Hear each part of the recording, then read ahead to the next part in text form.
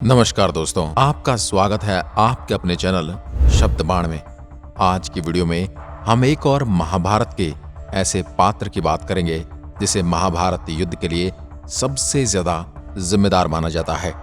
दोस्तों, महाभारत को हम जब भी पढ़ते हैं या टीवी पर देखते हैं तो उसमें कई ऐसी गलतियां नजर आती हैं जिसके कारण महाभारत युद्ध हुआ था। इसमें कई ऐसे शख्स थे जिनकी वजह से महाभारत युद्ध हुआ, लेकिन इसमें सबसे बड़ा खलनायक शकुनी को माना जाता है।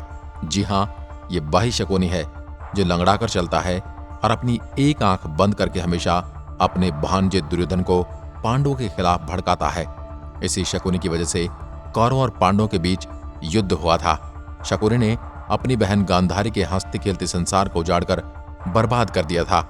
इतने बड़े खलनायक को शायद ही आप पसंद करते होंगे, लेकिन क्या आप जानते हैं जब शकुनी की मृत्यु हुई थी तो वह स्वर्ग गया था और इसका केरल में एक मंदिर भी बना हुआ है और लोग इसकी पूजा भी करते हैं। आइए तो जानते हैं इसके पीछे की वजह क्या है और शुरू करते हैं एक आम इंसान से लंगड़ा बनने और महाभारत युद्ध की नींव रखने के शकुनी के सफर पर। शकुनी गांधार राज सुबल का पुत्र था। दोस्तों, गांधार आज के समय अफगानिस्तान में है, जो आज कांधार नाम से प्रसिद्ध है। सुबल जो कि हस्तिनापुर का एक मांडलिक राजा था। सुबल की कई रानियां और कई पुत्र थे, जिसमें से शकुनी और गांधारी रानी सुद्रमा के बच्चे थे। पहले शकुनी सबसे ज्यादा शांत और बुद्धिमान राजकुमार था और वहीं राजकुमारी गांधारी विश्व भर में सबसे ज्यादा सुंदर स्त्री थी और उसे शिव की पूजा करने से 100 पुत्रों का वरदान प्राप्त था। शकुनी की जान अपनी बहन में बसती थी और उस समय हस्तिनापुर सबसे बड़ा साम्राज्य था, लेकिन उसकी गद्दी हमेशा खाली ही रही। विचित्रवीर्य की मृत्यु के बाद हस्तिनापुर का सिंहासन खाली था और उसे भीष्म पितामह चला रहे थे। विचित्रवीर्य के 2 बेटे थे, धृतराष्ट्र और पांडु। एक दिन भीष्म पितामह गांधार के लिए एक बड़ी विशाल सेना लेकर निकल पड़े।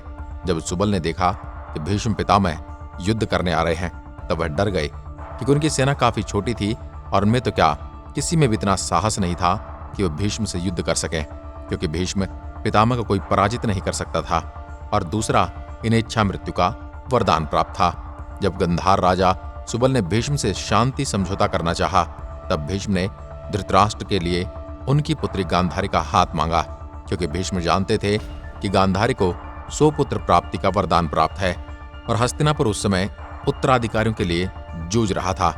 तो पितामह भीष्म ने सोचा कि 100 पुत्र पैदा होंगे तो राजगद्दी पर बैठने वालों का संकट खत्म हो जाएगा। एक पिता होने के नाते वे कभी गांधारी का विवाह अंधे धृतराष्ट्र से नहीं करना चाहते थे, लेकिन भीष्म से युद्ध करना उनके बस में नहीं था, इसलिए वे इस प्रस्ताव को मान गए। या यूं कहें कि गांधारी ने अपने राज्य की रक्षा के लिए इस प्रस्ताव को स्वयं ही स्वीकार कर लिया। गांधारी मांगलिक थी और इसलिए उसकी विवाह एक बकरे के साथ करवाई गई, जिसकी बाद में बलि दे दी गई और उसके बाद गांधारी का दूसरा विवाह धृतराष्ट्र से हुआ था। जब ये बात भीष्म पितामह को पता चली तो उन्होंने इसे अपना अपमान समझा और सुबल के और उसके 100 पुत्रों को कारावास में डाल दिया।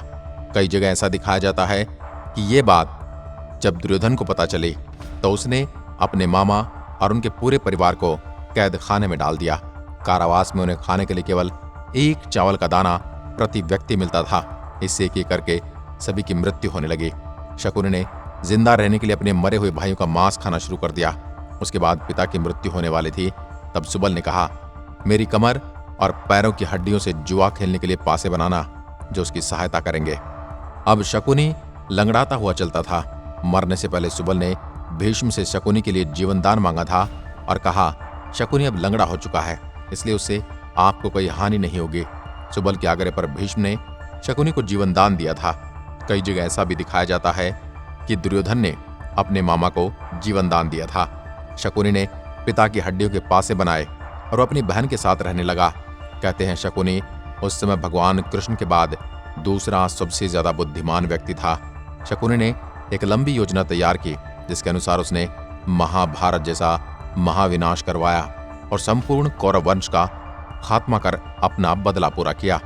शकुनी ने भीम को जहर देकर मारने की योजना बनाई, फिर पांडवों को लाक्षागृह में जिंदा जलवाना चाहा। तब पांडव वहां से भी जिंदा बच गए। तब उन्हें द्यूत का निमंत्रण देकर अपमानित किया। इसके बाद शकुनी ने पांडव को वनवास भेजने की योजना बनाई और आखिर में महायुद्ध पर खत्म हुई। दोस्तों, अगर पांडवों के साथ श्री कृष्ण नहीं देते तब शकुनी जैसे विद्वान की योजनाओं से बच पाना पांडवों के बस में नहीं था। महाभारत के युद्ध के आखिरी दिन शकुनी और सहदेव के बीच भयंकर युद्ध हुआ। इसमें सहदेव ने कुल्हाड़ी से शकुनी को मार दिया। शकुनी भले ही मारा गया था, लेकिन उसने अपने भाइयों और पिता की मृत्यु का बदला पूरे कुरुवंश का विनाश करके लिया था। वैसे ये कहानी कई लोक कथाओं में मिलती है। यदि मूल महाभारत की बात करें तो इस कहानी में कोई दम नहीं है। ना तो भीष्म ने और न ही दुर्योधन ने शकुनी के परिवार का विनाश किया था। जबकि इतनी बात जरूर है कि गांधारी का विवाह एक दबाव के तहत हुआ था, क्योंकि पितामह भीष्म ये जानते थे कि गांधारी को 100 पुत्रों का वरदान प्राप्त है, और यदि हस्तिनापुर में एक ऐसी कन्या वधू बनकर आएगी जिसे 100 पुत्र प्राप्ति का वरदान प्राप्त है, तो हस्तिनापुर पर उत्तराधिकारियों का संकट समाप्त हो जाएगा।